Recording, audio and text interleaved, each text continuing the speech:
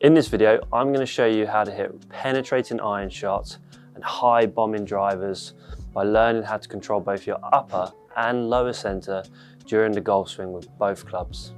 So one of the biggest technical differences between your driver swing and your iron swing is how you control your upper center relative to your lower center during the golf swing.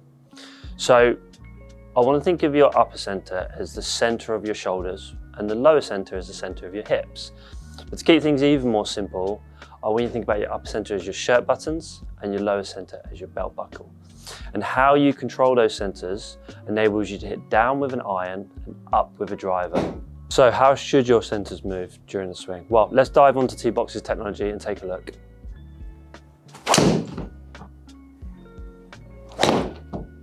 Okay, so at T-Box we're lucky enough to have the upper and lower center automatically drawn onto the video. And before we start analysing this, what I want to make really clear and dispel a myth is at setup, we shouldn't be trying to tilt the spine away from the target with the driver in order to hit up on it. You can see here with both my driver swing and my iron swing, this line connected between these two centres, which represents my spine, is perfectly 90 degrees to the ground for both.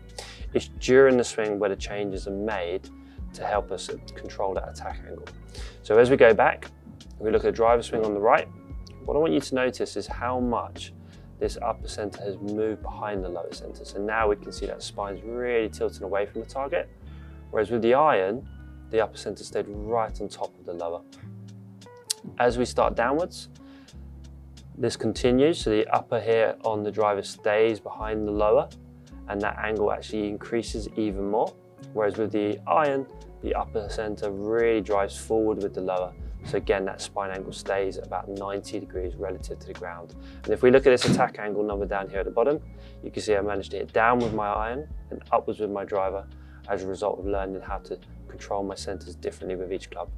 So how can you learn how to do these tall professional movements? Well, with the driver, I want you to take your setup, and remember we want our buttons directly over our belt buckle. We don't want any leaning backwards, even with the driver, because that's not what the tall professionals do. On the backswing, we want to move those buttons behind the belt buckle and then keep them behind the belt buckle as you start downwards in order to get that lovely upwards attack angle.